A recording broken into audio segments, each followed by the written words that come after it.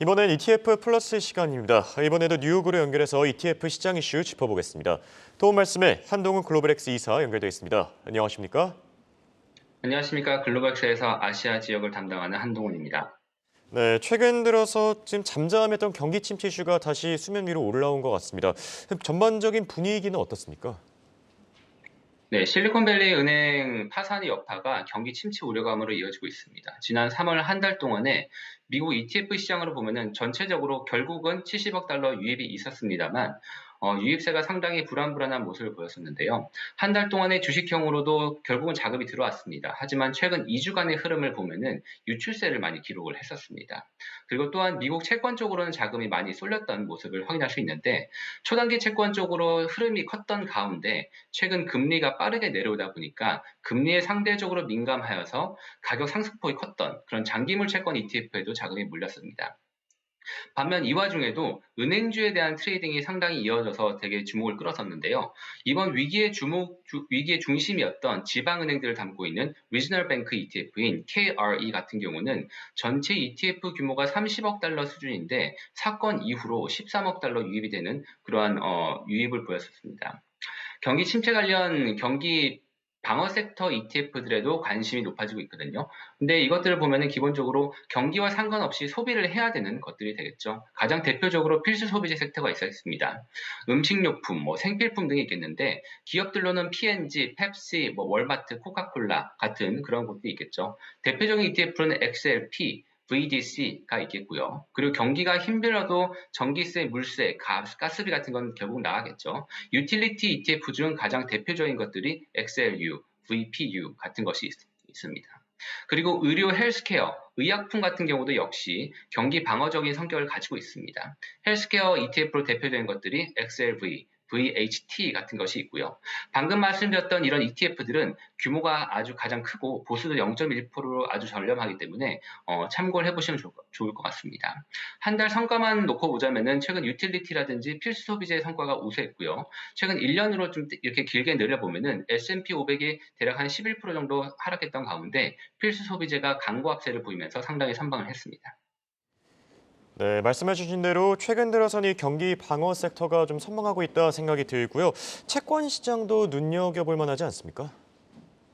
네, 맞습니다. 아까 자금 유입에도 말씀드렸듯이 초단기 채권 ETF들로 자금 유입이 이루어지고 있는데요. 3개월 만기 채권 같은 경우도 지금 현재 일드가 4.7% 정도 수준입니다. 되려 2년물이 4%, 10년물이 3.4%이다 보니까 3개월 만기짜리 수익률이 훨씬 이자율이 높죠. 그렇기 때문에 초단기 채권 같은 경우가 안전자산으로 분류가 되면서도 동시에 이자 수익도 높기 때문에 이것을 한번 주목해 보실 필요가 있고요. 그리고 이제 경기가 우려가 되면은 결국은 투자들이 관심은 건강하고 안전한 기업으로 관심이 쏠리기 마련입니다. 일명 재무제표가 단단한 퀄리티 높은 기업들로 저희가 주목을 할 수 있겠는데요.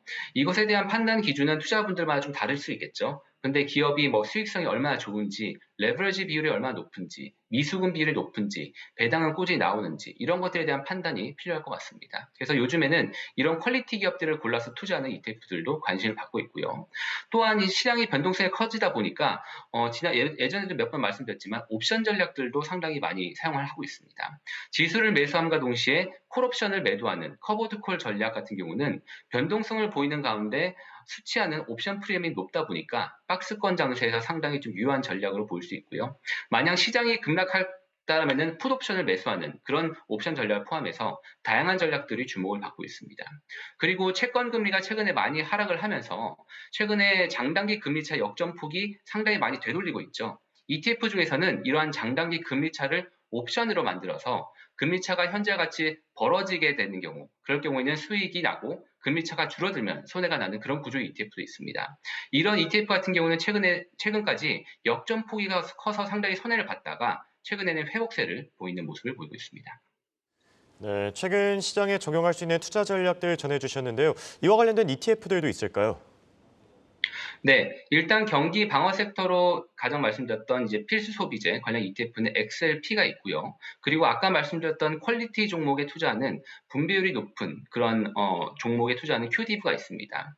이 QDIV 같은 경우는 S&P 500 기업 중에서 레버리지 비율이 낮고 미수금 비율도 낮고 자본 수익 비율이 높은 그런 퀄리티 기업 200개, 그리고 S&P 500 종목 중에서 배당률이 높은 200개, 그 중에서 겹친 종목에 투자하는 퀄리티와 배당을 다 잡는 그런 목표로 하는 전략입니다. 이 QD 같은 경우는 금융주 비중이 낮은 것이 상당히 좀 특징이 되겠고요.